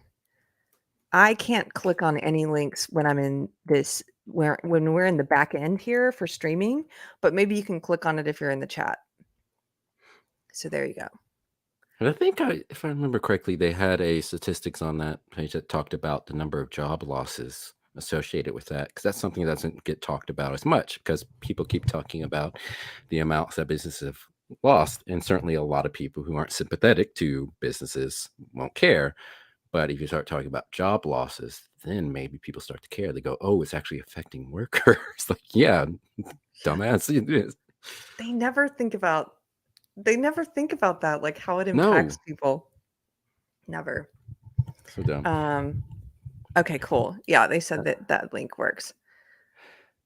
And then if you want to bring up this next one, you don't have to read this article. I just want to show you the chart at the bottom. This one's about George Soros and the number of district attorneys he supports nationwide.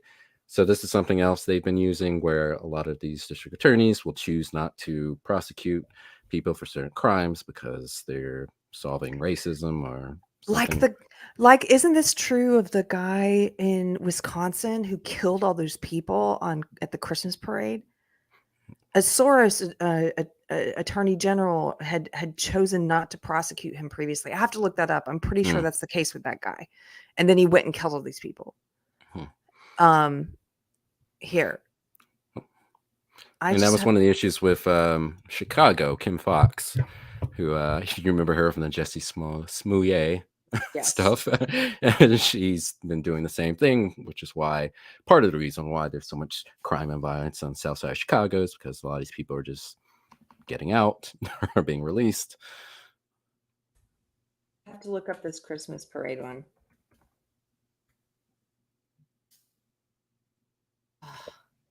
Yes. Yes, I have an article about that one we can look at next. But here, this is the headline of the article you sent me. This is from the FGA.org, and it's a research paper, and it's titled "Soros District Attorneys Make Our Cities Unsafe. Are They Also Making Elections Less Secure?" ? George Soros has spent, these are the key findings. George Soros has spent $40 million to elect district attorneys he supports. These Soros-backed district attorneys now represent more than 70 million Americans, and for 15 million people, they are the only prosecutors authorized to charge election crimes. Oh, wow. Soros-backed district attorneys have a track record of failing to prosecute criminals, leading to rising crime rates across the country. They are now poised to treat election security the same way they have treated public safety. This ideologically driven strategy can be deployed across the country. There are 22 states where local district attorneys are exclusively in charge of prosecuting election crimes, and they represent 145 million Americans. Lawmakers should grant attorneys general concurrent prosecutorial authority over election crimes. The bottom line is Soros-backed district attorneys are in charge of prosecuting election crimes for 70 million Americans and counting. Lawmakers need to grant attorneys general prosecutorial authority over election crimes to ensure that bad actors are held accountable and that election laws are upheld. So if you go down, they show a list on it. By the way, this study was put out in November to let you know how recent it is. They show a list of what? Of all the district attorneys he's supported. So if you keep going down, should show you. There we go. Oh, wow. Okay. Jurisdictions represented by Soros-backed DAs. Look at Texas. Oh, no. Travis County. I read a story about Jose Garza in Austin. Well, first of all, he's part of a socialist group. There's like some workers group that he's a part of. Surprise, surprise. But I read some story about a homeless man that had been arrested 19 times. I think 12 times within like a year. And this guy keeps getting let out. And the excuse is that Jose Garza says that since this guy was found to be like, I don't know, it's mentally incompetent or something like that by some jury, that, he's not going to put the guy in jail. So he's just going to let this guy continue to go out and rob stuff and go crazy, chopping down people's trees, breaking windows, things like that. And I'm like, this guy is eventually going to hurt someone, or someone's going to hurt him. And like I said earlier, if this person that ends up hurting this guy is white, then you bet that's going to be all over the news. And people are going to say, this is the angry white guy inspired by Trump's rhetoric, who's decided to take the law in his own hands. It's only a matter of time before that happens. Yes. That's happening here in Europe too. I mean, I know in Germany they were talking about a recent was it Germany? Yes, it was a recent stabbing that had happened because of an immigrant who had committed previous crimes, and instead of being prosecuted was put into a mental facility, which he escaped from, and then stabbed a woman to death. Jeez. And it's just that lenience on crime, that left-leaning kind of, people aren't responsible for their own actions. There's always some societal reason, and we need to take that into account. And it's like, no, at some point you need to start holding individuals to a high standard. Otherwise, they're never going to rise above the people. People need high standards. Otherwise, we stay at the level of muck. You know what I mean? Yeah. Like, but you have to hold people accountable. And that's the frustrating thing about us Black people, how we don't hold each other accountable. We keep using excuse, like you just said, blaming other groups, other people. And of course, we're just going to keep going down and down and down until we're just completely destroyed, because nobody wants to be held accountable. Like, we were sold freedom without responsibility, which our Italian culture was sold, but certainly us Blacks have disproportionately taken that on and continue to engage in destructive behavior and refuse to be held accountable for that behavior. But Black people are targeted by billions of dollars worth of propaganda that's meant to do that. And so are women, and so are Native Americans, and all these different groups that they call quote unquote marginalized. But Black people especially, it's like targeted for this sort of, you are a victim of oppression, you always will be, and you're not responsible for your actions, and you need the government and white people to help you. And like this whole like really toxic message that's pushed on Black people. Oh, that guy. Who's that guy, that writer? Ibram X. Is it Ibram X. Kendi is the one that I find? No. That's another one.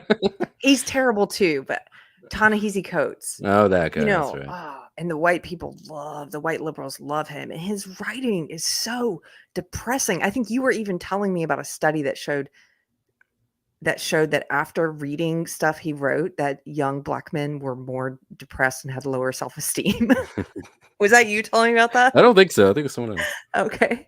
But I believe it, because he's basically writing like, young Black men, you'll never get ahead. You'll never succeed. Nothing you do matters. Like, he's like, it's terrible. Why would you tell people that? You're telling people that the entire society is structured in a way to keep you from succeeding and to prevent other people. Of course, you're going to get more people that become violent and angry and uncontrollable, because there's nothing they can do in their own mind. If they can't change the situation, then they might as well just become nihilist and hedonistic and act out. And that's the poison that's been sold to us people. And I hate that people like him, who don't care anything about Black people, continue to sell this poison to us. But then Clarence Thomas gets called, house Negro or a coon or something. That's for succeeding. Okay, I did want to put this up because this was the case I was mentioning that I remembered. This is an article from the Washington Times. George Soros-backed district attorneys are ruining America. It's the headline.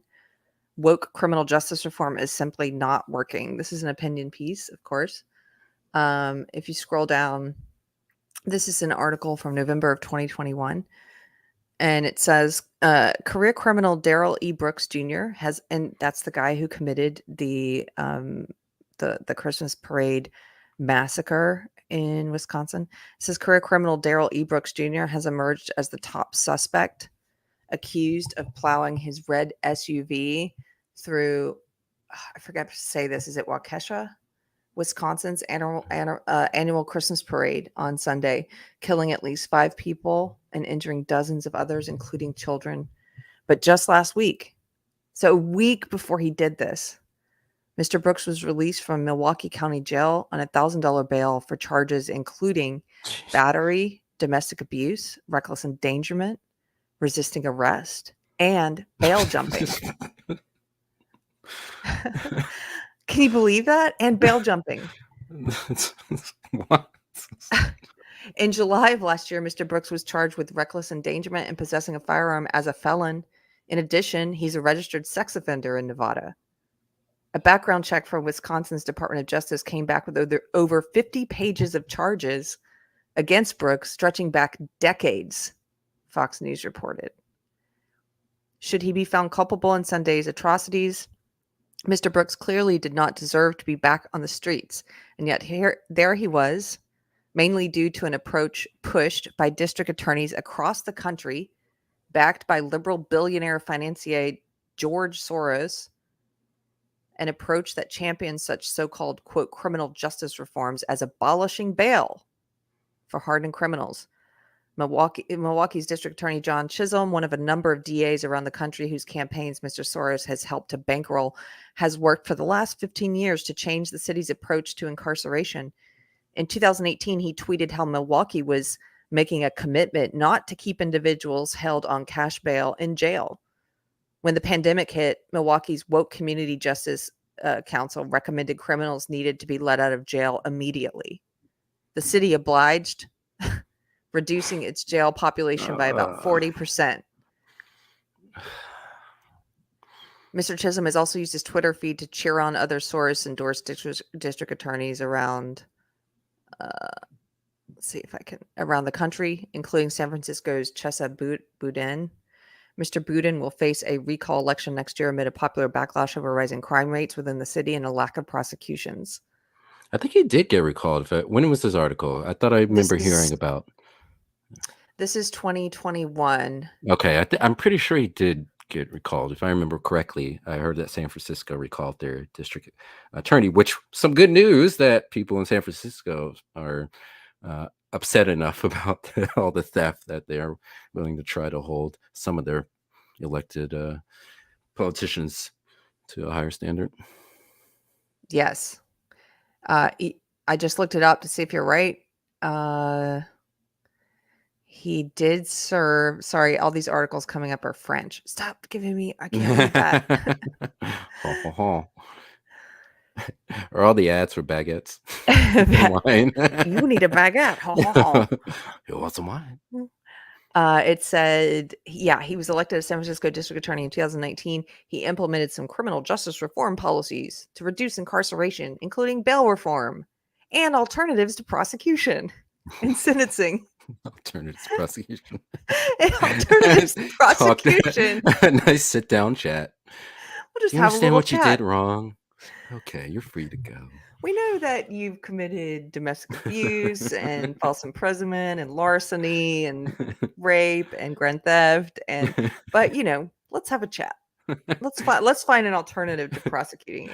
What it was like the end of like a Family Matters episode or Full House episode where like turn 2 people down on a couch and they play like sappy music and they try to get that criminal to admit that they did something wrong and promise that they won't do it again. They bring in these woke white therapists who sit with them and feel really good about themselves and try to talk to these people, but like, tell me, how did white privilege get you here? Like, how is this white people's problem? How can I be a better ally? Yeah. Help me help you, blame it on the system.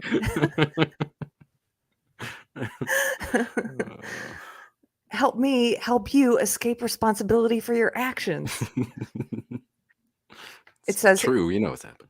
Yeah, it says he was heavily criticized for mismanagement of the office and for his perceived softness on crime.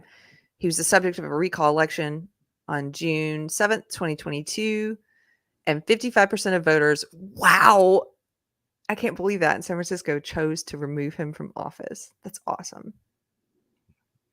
Yeah, so maybe there's some hope after all for California. Yeah, maybe they're getting sick of it. Yeah.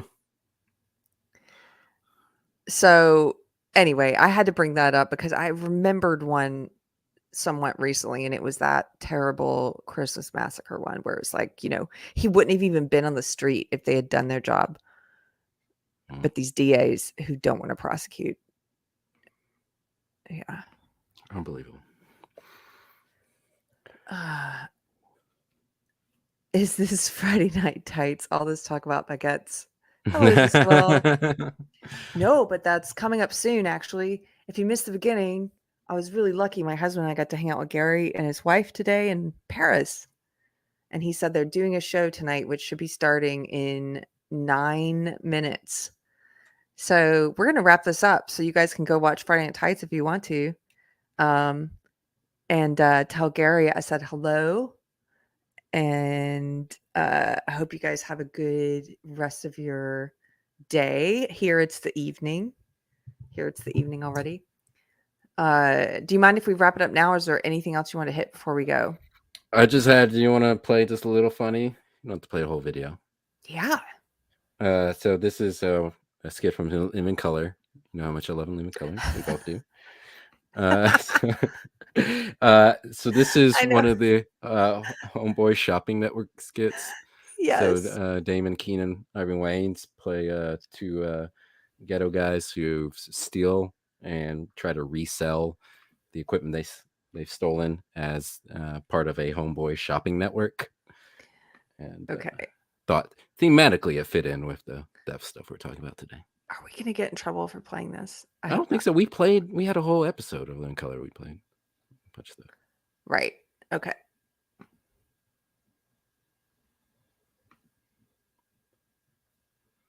Okay, here we go. And by the way, Spike Lee hated these skits because he thought they promoted stereotypes. So no sense of humor, Spike Lee. No. Well, all right. Welcome to the Homeboy No Money Down seminar. That's right, we're going to teach you how to get paid with absolutely no money down. Right. I'm with just the Iceman, chilling. Yo, our secret to success is right here in our new little booklet, How to Make More Money Without Using Your Money. Might well you ask, whose money should I use? Well, who got more money than they know what to do with? The government. And in part one of our booklet, we're going to show you how to use that money from the government. For example, did you know that food stamps cannot be used to buy alcoholic beverages? But how could I use that knowledge to work for me? I'm glad that you asked. Let's look at the chart. I'm going to a store and purchase a pack of beer for, let's say, $3.99 or even less, depending on the security system. And I pay to some unscrupulous individuals such as this man right here for, let's say, $40, $50 worth of food stamps. Now, he's easy to find. He might even be in your family. I take that money and I find a little fat lady named Laquita with about 15 children. And I trade it to her for $25. What does that equal? More money, more money, more money. It was one of our many success stories. Anton Boom Boom Gino, 45,000 in 3 weeks. Big Head Jones, $123,000 in 6 months. Our More Money seminar will teach you how to get over like Rover the Casanova. Right. And in part 3, we're going to show you how to dress for success. Like, check out my man Wiz here. I know you're saying he looks. I feel like I have to pause it for a second to offer commentary just so we don't get blacked. Right. They would never do a sketch like this now. No, they wouldn't. It's so funny, but they would be so sensitive. Like, oh, they would agree with Spike Lee. Like, oh, this is offensive. Oh. Well, Keenan Ivory Wayans, like, he was upset that Spike was complaining about that because Keenan Ivory Wayans' philosophy was to make fun of everybody. He just wanted to be funny. He didn't care about politics. He just wanted to make fun of everyone, which was what they did. And it's hilarious. And we've forgotten that. It's hilarious. Justin Smith says, "No one would ever do this. I would never do this. Never." I think that's sarcasm. Quickly, I somehow I didn't see these super chats. I just want to read these. Thank you so much for supporting Deprogram. Nelson the Psychopath for $2. Thank you. Says your hats are legend and Chris's voice is audio honey. Oh, I'm gonna refer to myself as that now. Audio honey. Put that on your business card. Yeah. Thank you, Nelson. Get some of this audio honey. And thank you to Sellsworth for $4.99. Says Social Justice Fallacies by Thomas Sowell is shipping this month. Awesome. Oh, he's got a new one. Let me know what you think of that book, because I know I've been saying this for a while, but we are eventually going to bring back book club. It's been quite a year, and then I've been on the road. But I want to bring back book club, and I want to pick a couple books and stick to a schedule. So let me know what you think of that one, Sellsworth. I'm so glad he's still writing. He's like it's early 90s, early to Is that a new mid-90s. one? It sounded like a new one. She said it was shipping out this month. So, Okay. and I haven't heard of that title, so I think it's new. He used to call it Cosmic Justice. Right. Mark for $10. Thank you, Mark. Says nearly a third of all shoplifting arrests in New York City were by just 327 people. Collectively, they were arrested and rearrested more than 6,000 times. What the F? That's crazy. Yep. See, and what they do is they find one, like in that article that you sent me where they're defending in Illinois getting rid of cash bail, they find one outlier and a sad story of someone who we can all kind of empathize with, and they hold that person up instead of these 327 people.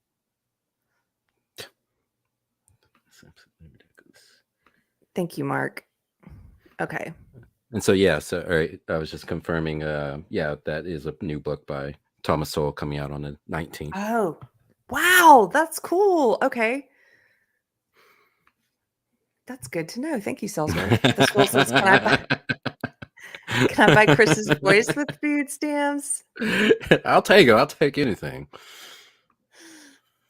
Okay, let's continue. Pretty fly like it is, but add this little accessory right here.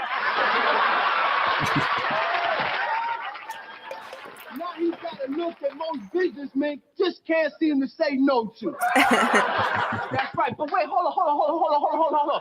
You say, yo, homeboy, what? Yo, homeboy, what?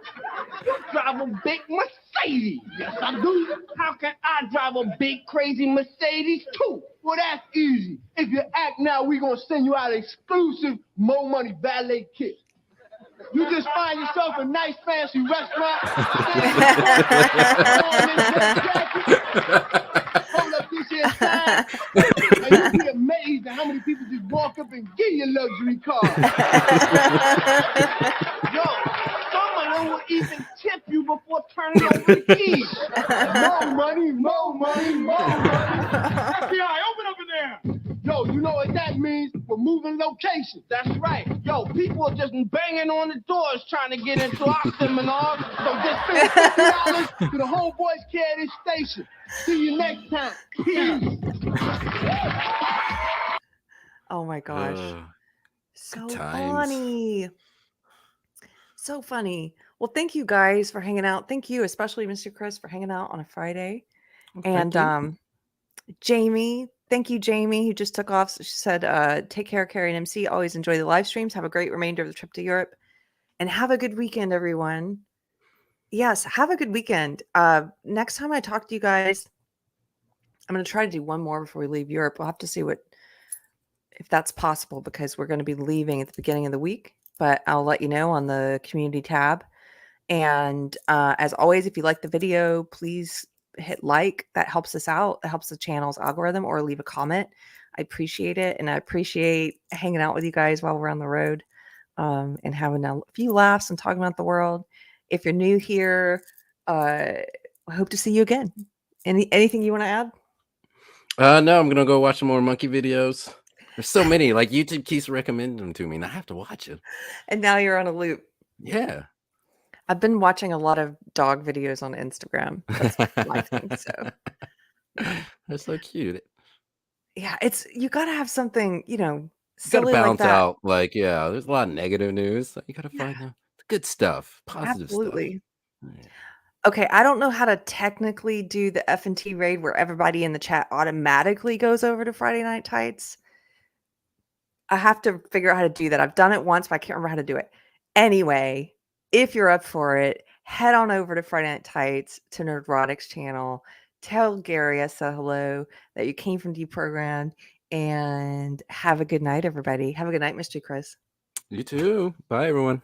Bye. Take care.